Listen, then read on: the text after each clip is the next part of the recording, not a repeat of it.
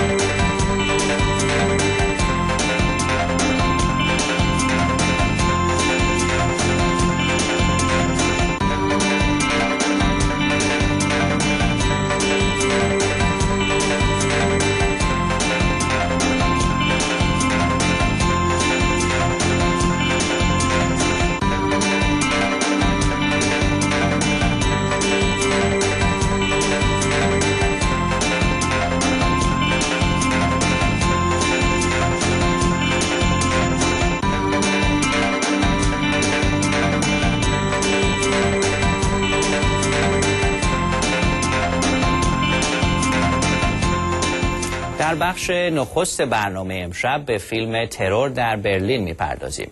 این مستند اثری است از کلوپ فیلمسازان ایرانی و اروپایی به کارگردانی آرمان نجم. این فیلم نگاهی داره به ترور رستوران میکونوس در برلین.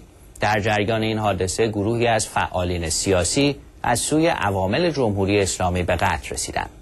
این فیلم یکی از نمونه‌های تروریسم دولتی رو به تصویر میکشه و به روایت نقش مقامات عالی رتبه سیاسی حکومت ایران در این ترور میپردازه.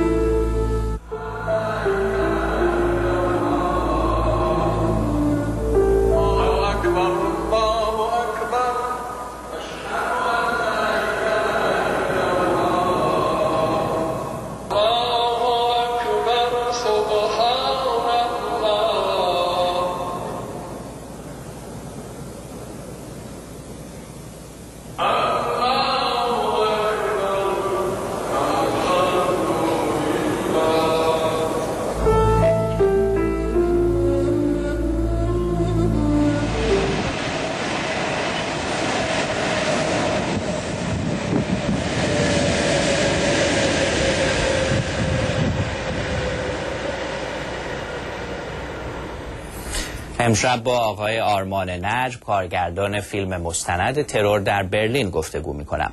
آرمان نجم تحصیلات خود را در هنرهای نمایشی و کارگردانی تکمیل کرده و ضمن همکاری با شبکه‌های تلویزیونی اروپایی در تهیه فیلم‌های بلند و کوتاه هم مشارکت داره.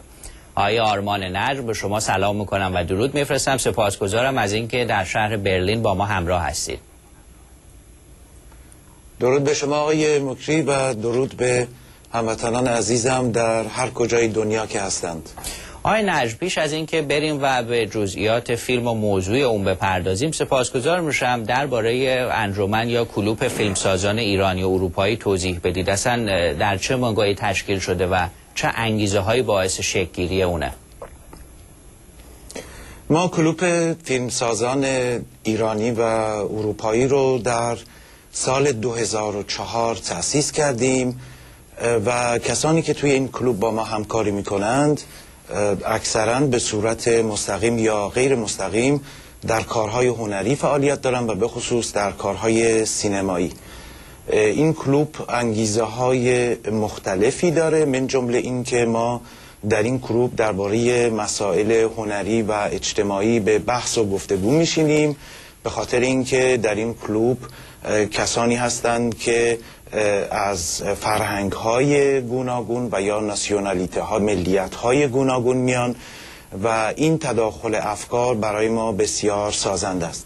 در رابطه با مسائل ایران و فیلم هایی رو که ما به صورت مستند یا سینمایی یا فیلم های کوتاه در این کلوب تولید میکنیم، فیلم هایی که به صورت مستقیم در رابطه با مسائل نقض حقوق بشر در ایرانه، به خاطر اینکه از این طریق ما میخوایم که از مردم ایران و مطالبات اونها پشتیبانی کنیم و در این راستا همینطور از مبارزات زنان ایرانی بر علیه قوانین قرون وسطایی جمهوری اسلامی و همینطور از مبارزات جوانان و صدای اونها رو تا اونجایی که امکان داره به گوش مردم دنیا برسونیم و در رابطه با پشتیبانی از هنرمندانی که در داخل ایران هستند و به فرهنگ ایران و تمدن ایران عشق می‌ورزند و خواهان یک حکومت دموکراتیک و سکولار هستند، ما از این هنرمندان پشتیبانی میکنیم و سعی میکنیم که در ارتباط با اونها باشیم. خیلی سپاسگزارم آقای نجم. به سراغ موضوع فیلم بریم. چرا تصمیم گرفتید فیلمی درباره ترورهای سیاسی از سوی جمهوری اسلامی بسازید و رستوران میکونوس رو انتخاب کردید؟ این واقعه از چه لحاظ برای شما اهمیت داشت؟ انگیزه من لایه های مختلفی داشته. ابتدا این که من خودم در شهر برلین زندگی میکنم و دوستانی رو که به صورت مستقیم یا غیر مستقیم در این رابطه صدمه دیدند و یا فامیل و دوستان اونها رو از نزدیک میشناسم، با هم رفت آمد داریم و همیشه صحبت این مسائل در برلین بوده. مسئله دیگه‌ای که در واقع باعث شد که من این فیلم رو بسازم این بود که به باور من ما ایرانی ها در واقع حافظه تاریخی ضعیفی داریم و مسائل رو خیلی زود فراموش میکنیم و شاید من میخواستم با ساختن این فیلم این مسائل به دست فراموشی سپرده نشه و دو مرتبه برای نسل‌های جوانتر، نسل دومی ها یا نسل سومی ها بازگو بشه و از جنایاتی که در داخل ایران و یا خارج ایران در رابطه با مردم و یا در رابطه با اپوزیسیون رفته صحبت بشه تا اینها بیشتر در جریان کار قرار بگیرن. لایه دیگه این بودش که کسانی که برای من جالب بود که ببینم جوانترها، یعنی همینطور که اشاره کردم نسل‌های دوم و یا سوم به این واقعه به چه شکل نگاه میکنند و تفاوت اونها رو با نسل‌های اول مقایسه بکنم و برای خود من هم این مسئله جذابیت خاصی رو داشت. آقای نجم، برای اینکه اون دسته از بینندگان جوان ما که شاید زیاد در جریان این واقعه نباشن آگاهی های کاملتری رو به دست بیارد، ممکنه توضیح بدید به صورت خلاصه در میکونوس چه گذشت؟ این چه واقعیه که شما از روی اون مستندی ساختید؟ واقعی میکونوس مربوط میشه به تقریباً سپتامبر سال 1992 به خاطر اینکه در این سال حزب دموکرات کردستان ایران مهمان کنگره جهانی احزاب سوسیالیست و سوسیال دموکرات بود و نمایندگان این حزب یعنی آقای دکتر شرفکندی، همایون اردلان و عبدلی به برلین اومدن تا در این کنفرانس شرکت کنند و بعد از پایان کنفرانس مایل بودند که با دوستان دیگه‌ای که در برلین هستند بر سر میز شام به گفتگو بنشینند تا با نظریات اونها آشنا بشن و متاسفانه جمهوری اسلامی از قبل این ترور رو در این رستوران طرحریزی کرده بود و کماندوهای سپاه پاسداران و وزارت اطلاعات و امنیت جمهوری اسلامی،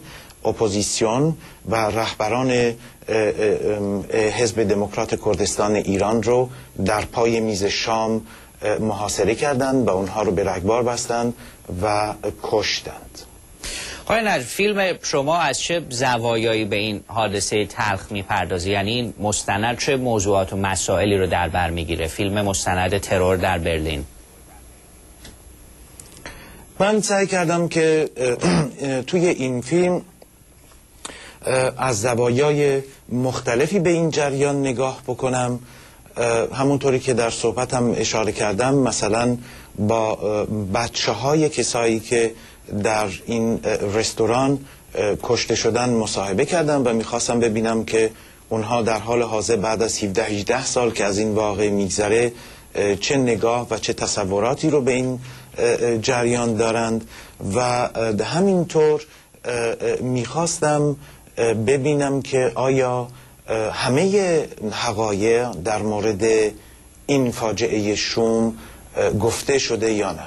به مرور که تحقیق میکردم متوجه شدم که بسیاری از حقایق هنوز روشن نیست و من سعی کردم که تا اونجایی که در امکاناتم بود حقایقی رو که تا به امروز روشن نبود و در پرده ابهام باقی مونده بود در این فیلم روشن کنم. من جمله این حقایق این بود که همیشه صحبت این بود که جمهوری اسلامی برای انجام این ترور دستیارانی و یا جاسوس هایی رو داشته که تا به حال از اونها اسمی برده نشده بود و در این فیلم من مأمور وزارت اطلاعات جمهوری اسلامی رو که در این ماجرا به اصطلاح همکاری میکرده و کسان دیگه ای رو که به صورت غیر مستقیم به وزارت اطلاعات جمهوری اسلامی در رابطه با این مسئله اطلاعات میدادن در این فیلم معرفی کردم و همینطور مسائلی که در دادگاه مطرح شده بود و ما تا به امروز نمیدونستیم که پشت پرده این مسائل چه پروسه‌ای طی شده که دادگاه بتونه بعد از 4 سال تحقیقات نتایج خودش رو مبنی بر محکومیت در واقع سران نظام، چه از نظر سیاسی و مذهبی، رهبر نظام، رهبر مذهبی نظام آقای آیت الله خامنه‌ای و رئیس جمهور وقت آقای رفسنجانی، وزیر امور خارجه وقت آقای دکتر ولایتی و وزیر اطلاعات رو اعلام بکنه و همینطور چندین تن از دستاندرکاران سپاه پاسداران رو که همه اینها در این قتل به اصطلاح تصمیم گیری مشترک کردند و محکوم شدند در این دادگاه. آقای نجم، من از همکارانم میخوام خواهش بکنم که چند دقیقه از فیلم مستند شما رو پخش بکنن، دوستان عزیز با گوشه هایی از این فیلم مستند آشنا بشن، بعد میایم پرسش های دیگری هست که بعد از اون با شما در میون میذارم.